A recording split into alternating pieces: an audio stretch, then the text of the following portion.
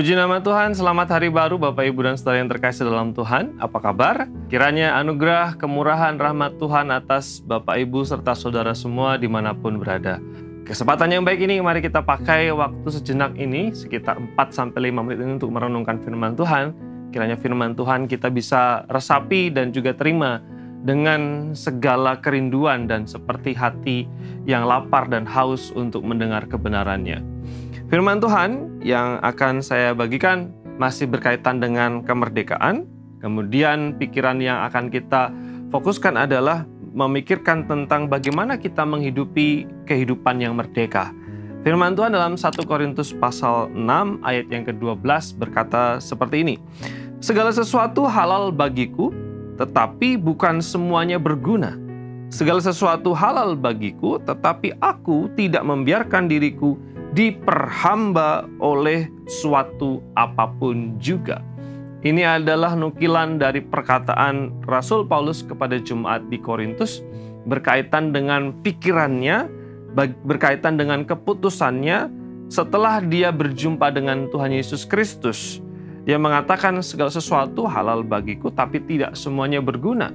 Segala sesuatu halal diperbolehkan tetapi aku tidak membiarkan diriku diperhamba atau diperbudak oleh suatu apapun. Ini adalah perkataan yang sangat menarik dan perlu kita cermati bersama-sama. Karena Paulus tahu bahwa di dalam kehidupannya ada banyak hal, ada banyak pilihan yang bisa merenggut kehidupan kemerdekaan orang percaya.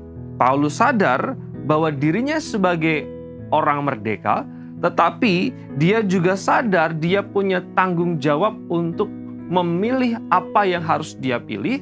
Dia punya tanggung jawab bahwa bisa jadi ketika dia salah memilih, dia bisa diperbudak oleh pilihannya itu sendiri. Sehingga Rasul Paulus mengatakan bahwa aku tidak akan membiarkan diriku diperhamba oleh suatu apapun juga. Misalnya, ketika seseorang memilih sesuatu, makanan misalnya, minuman misalnya, atau sebuah kesenangan misalnya, lama-lama itu akan menjadi sebuah ketergantungan sehingga ketika misalnya kita tidak makan sesuatu atau minum sesuatu atau melakukan sesuatu, rasanya hidup kita itu kosong. Sehingga sesuatu yang kita ambil, kita pilih itu seolah-olah menjadi tuan atas kita, mengendalikan kehidupan kita. Kalau belum minum sesuatu itu, kalau belum makan sesuatu itu, kalau belum melakukan sesuatu itu, kita rasanya tidak bisa hidup secara optimal. Ini namanya ketergantungan dan Rasul Paulus mengatakan segala sesuatu halal tetapi aku tidak membiarkan diriku diperhamba oleh siapapun, oleh sesuatu apapun juga. Bisa jadi pilihan itu adalah pilihan yang berupa ketakutan diri, pikiran-pikiran buruk, iri hati, dan lain sebagainya. Sebenarnya, kalau kita mencermati teks ini, kita diajarkan tentang bagaimana kita menghidupi hidup yang merdeka. Ada sebuah kisah dari seorang yang bernama Archie Williams yang berasal dari Louisiana.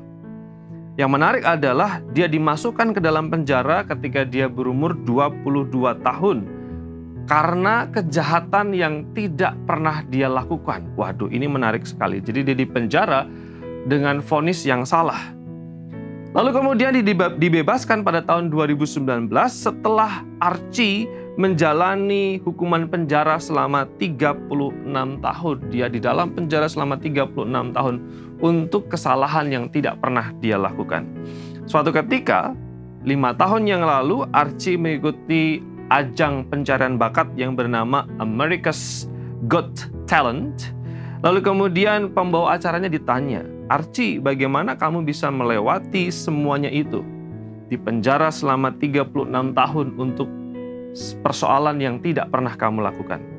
Archie menjawab demikian, kemerdekaan itu ada dalam pikiran. Aku ada dalam penjara, tapi aku tidak pernah membiarkan pikiranku di penjara. Pilihan kehidupannya membuat dia mampu melewati situasi itu. Bapak Ibu dan Saudara semua yang terkasih dalam Tuhan, janganlah membiarkan iman kita lepas dari Tuhan yang adalah sumber kekuatan kita. Jangan membiarkan semangat dan harapan kita lumpuh oleh apapun. Jangan biarkan mata kita kabur dari visi akan masa depan yang cerah. Biarkan Roh Tuhan membangkitkan kekuatan, kasih, dan ketertiban dalam kehidupan kita untuk kita bisa hidup sebagai orang merdeka. Mari berdoa. Terima kasih untuk berkat dan rahmat-Mu, kami bersyukur karena hari yang baru yang Tuhan berikan. Mohon rahmat, perlindungan, dan kasih setia Tuhan di sepanjang perjalanan kehidupan kami hari ini, Tuhan. Dalam nama Yesus kami berdoa. Amin.